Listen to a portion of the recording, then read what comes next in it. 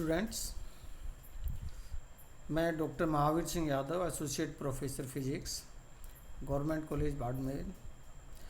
आज आप लोगों को बीएससी पार्ट थर्ड फिजिक्स के पेपर सेकंड न्यूक्लियर फिजिक्स में रेडियो एक्टिविटी का जो नेक्स्ट पार्ट, जिसको मैंने रेडियो एक्टिविटी 4 कहा है,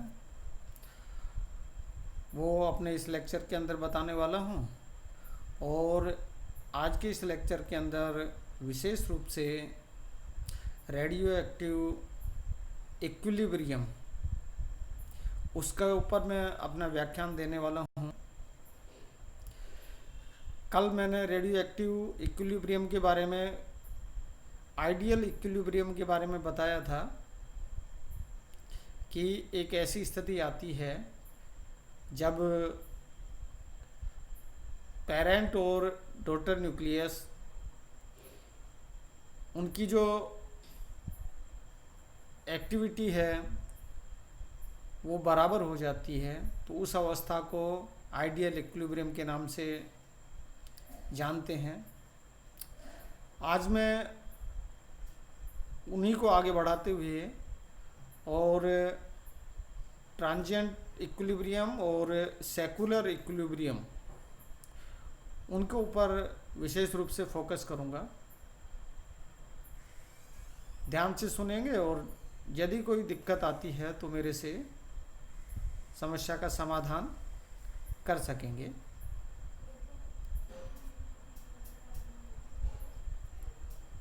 सपोज करो कि जो पेरेंट न्यूक्लियस है वो ए है,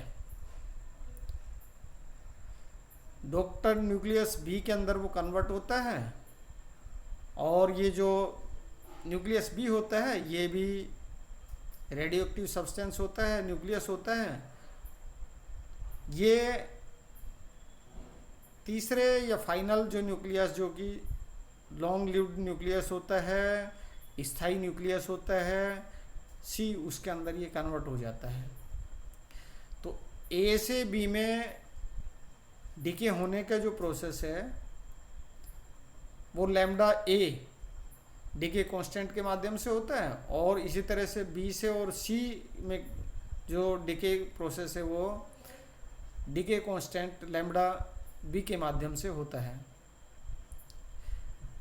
जैसा कि मैंने इसके अंदर, इस इक्वेशन के अंदर इसको मैंने इंडिकेट किया है, यदि उपरोक्त रेडियो एक्टिव 6 प्रक्रिया में जब पिता व बेटी नाभिक की, अर्थात पेरेंट और डॉटर न्यूक्लियस की सक्रियता बराबर हो जाती है, तो इस स्थिति को आदर्श साम्यावस्था कहते हैं। और आदर्श साम्यावस्था के अंदर कंडीशन क्या मिलती है, ये कंडीशन इसके अंदर ये हमें ये मिल जाती है, lambda A N A equal to lambda B N B.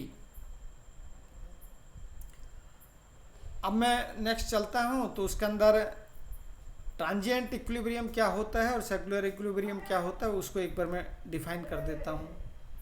तो फर्स्ट केस के अंदर मैं ट्रांजिएंट इक्विलिब्रियम या क्षणिक साम्यावस्था को मैं परिभाषित करता हूँ कि यदि पिता नाभिक का आयुकाल बेटी नाभिक के आयुकाल से अधिक हो, अर्थात पेरेंट न्यूक्लियस का जो लाइफ टाइम है या हाफ लाइफ है वो डॉटर न्यूक्लियस के हाफ लाइफ से अधिक हो, अर्थात lambda A less than lambda B हो, lambda less than lambda B, परंतु ए का आयुकाल बी के आयुकाल के 100 गुना से अधिक ना हो, अर्थात कंडीशन ये हो, ये कंडीशन ये हो, अर्थात lambda lies between T B and 100 T B. तो इस तरह का जो इक्विलिब्रियम होता है उसको ट्रांजिएंट इक्विलिब्रियम या क्षणिक साम्यावस्था इसको कहते हैं। दूसरा जो केस है जिसको सेकुलर इक्विलिब्रियम के नाम से इसको जानते हैं। यहाँ सेकुलर इक्विलिब्रियम क्या होता है कि इसके अंदर भी वही होता है, जैसे जो पेरेंट न्यूक्लियस होता है उसके जो हाफ लाइफ होती है वो डॉटर न्यूक्लियस के हाफ लाइफ से बहुत अधिक होती है, अर्थात T A very very greater than to T B, या दूसरा रूप में कहें कि lambda A very very less than to lambda B. यदि पिता नाभिक की अर्धायुकाल की तुलना में बेटी नाभिक की अर्धायुकाल नगण्य हो, अर्थात पेरेंट न्यूक्लियस का जो हाफ लाइफ है वो डॉटर न्यूक्लियस के कंपैरिजन में बहुत अधिक हो, या दूसरे रूप में कहें कि डॉटर न्यूक्लियस की हाफ लाइफ क्या हो, पेरेंट न्यूक्लियस के कंपैरिजन में नगण्य हो। तो इस तरह की जो साम्यावस्था होती है उसको क्या बोलते हैं, सेकुलर साम्यावस्था के नाम से इसको जानते हैं। अब एक एक करके मैं दोनों को एक्सप्लेन कर देता हूँ। ट्रांजिएंट इक्विलिब्रियम क्या होता है? तो ट्रांजिएंट इक्विलिब्रियम के लिए जो कंडीशन है वो कंडीशन मैंने इसके अंदर बताया था कि यहाँ lambda A less than to lambda B, अतः जो half life of A nucleus must be greater than to half life of daughter nucleus B, अर्थात T A greater than to T B.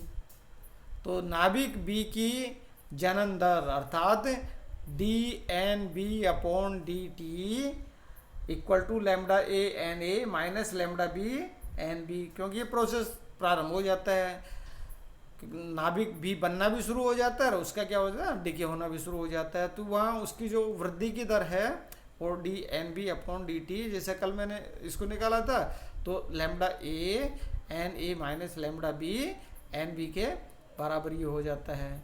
अब समय टी पर B के सक्रिय नाभिक इनकी जो संख्या है एन बी इक्वल टू क्या हो जाता है, lambda A upon lambda B minus lambda A N zero A E raise to power minus lambda A T into 1 minus E raise to power minus lambda B minus lambda A into T. ये equation 3a के द्वारा मैं represent कर देता हूँ और इसी को मैं इस तरह से लिख देता हूँ कि यहाँ N zero A E raise to power minus lambda A T है, इसको एन ए के द्वारा रिप्रेजेंट कर देता हूँ। तो यहाँ इस इक्वेशन के अंदर ही क्या मिल जाता है मुझे, यहाँ इस इक्वेशन के अंदर मैं इसको थोड़ा सा बड़ा करके दिखा देता हूँ। तो यहाँ ये इक्वेशन के रूप में हमें ये मिल जाता है कि lambda A upon lambda A upon lambda B minus lambda A into N A into 1 minus E raise to power lambda A minus lambda B into T. अब एक्टिविटी कितनी हो जाती है इसकी, activity A B equal to lambda B upon lambda B minus lambda A into 1 minus E raise to power lambda A minus lambda B into T. ये equation 4 के द्वारा मैं इसको रिप्रेजेंट कर देता हूँ।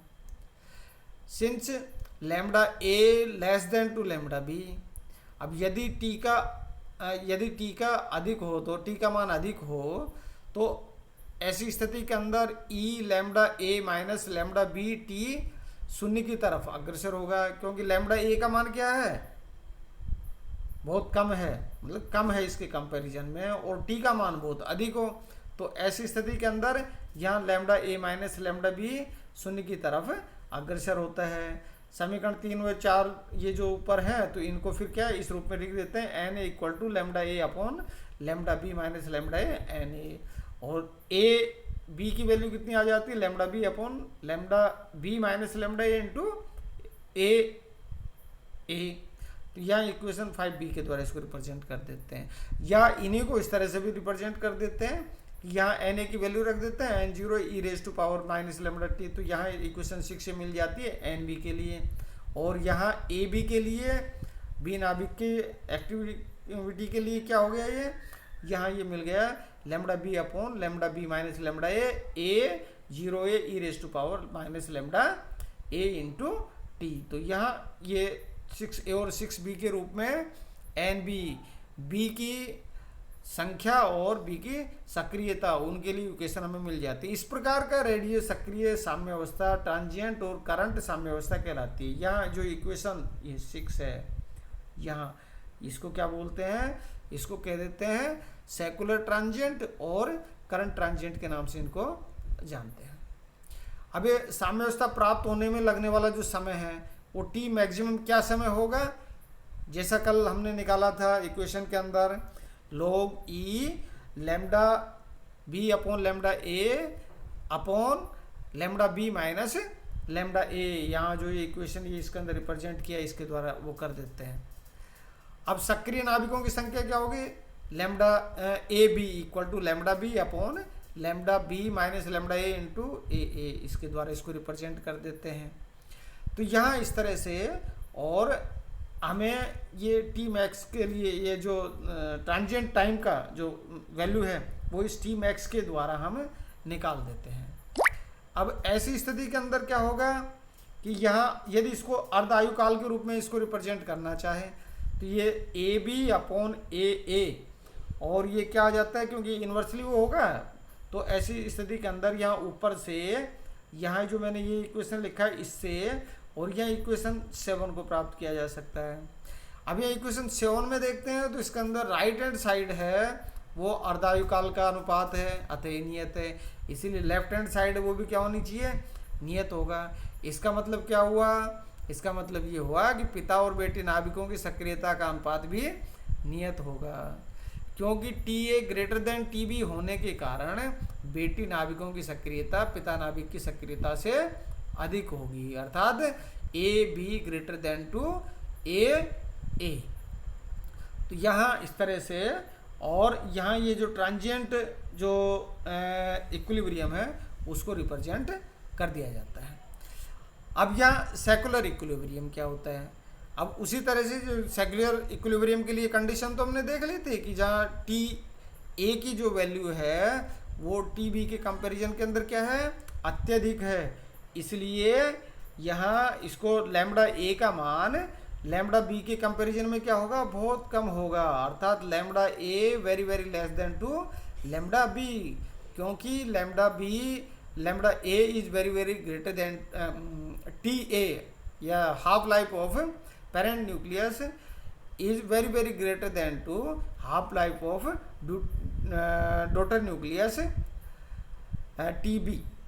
तो ऐसी स्थिति के अंदर हम इसको किस तरह से रिप्रेजेंट कर सकते हैं, तो ऐसी स्थिति के अंदर हम इसको यहाँ, अब इसके लिए दो शर्तें ये रहती हैं सेकुलर इसके लिए साम्य अवस्था के लिए। तो पहली शर्त तो क्या है कि जो पेरेंट न्यूक्लियस होता है उसकी जो हाफ लाइफ होती है वो अधिक होनी चाहिए। दूसरे क्या है कि डॉटर न्यूक्लियस की हाफ लाइफ क्या होनी चाहिए, कम होनी चाहिए। अब इनका जो रेशियो है लैम्बडा A, या दूसरे रूप में कहें 6 नियतांक का जो ratio lambda A upon lambda B, इसका मान कितना होना चाहिए, स्मॉल देन और इक्वल टू 10⁻⁻⁴ के ऑर्डर से या तो कम होना चाहिए या उसके बराबर होना चाहिए। तो ये क्या है, उसके लिए कंडीशन है, दो शर्त, सेकुलर इक्विलिब्रियम के लिए दो कंडीशन है। तो यहाँ अब B नाभिक अर्थात डॉटर न्यूक्लियस के जनन की जो दर होगी वो जैसे हम पहले लिखते आए हैं कि dNB upon dt equal to lambda A NA minus lambda B NB के द्वारा रिप्रेजेंट कर देते हैं। तो इससे NB की वैल्यू यह इक्वेशन 1 के द्वारा मैं लिख देता हूँ जैसा पहले लिखे।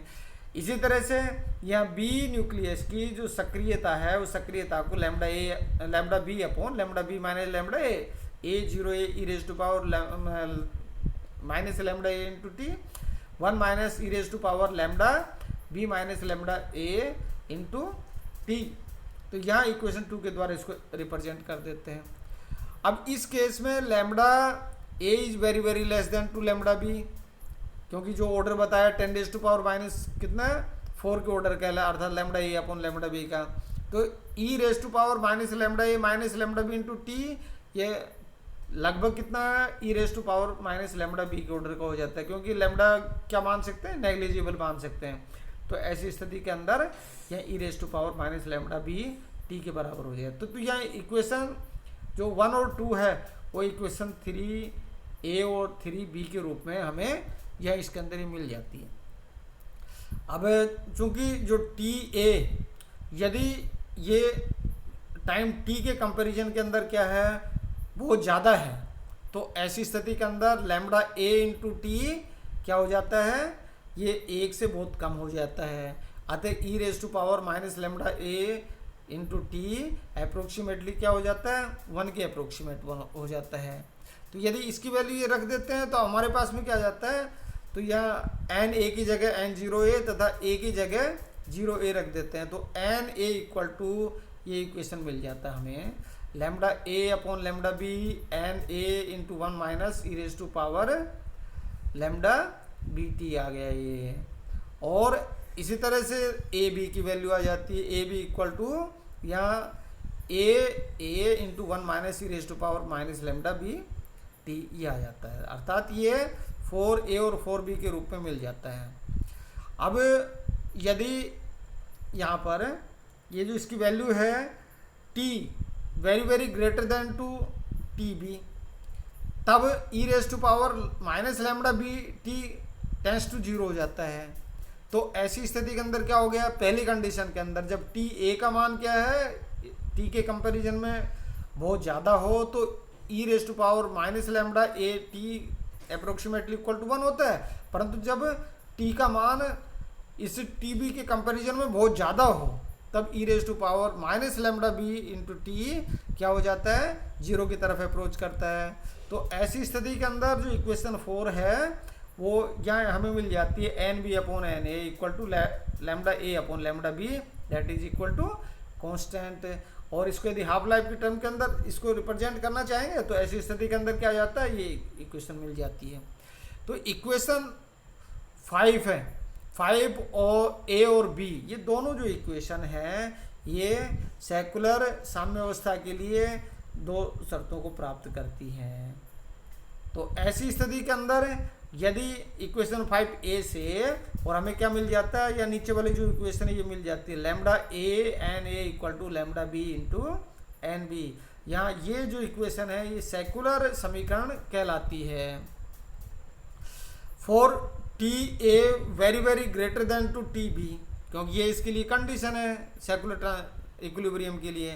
तो ऐसी स्थिति के अंदर जो टी मैक्स है, टी मैक्स इक्वल टू कितना आ जाता है, T A upon 0.693 into log E T A upon T B upon T A upon T B. तो इससे ये वैल्यू आ गई that is equal to 1.443 T B into log E T A upon T B. हमें इस तरीके से ये प्राप्त हो जाती है।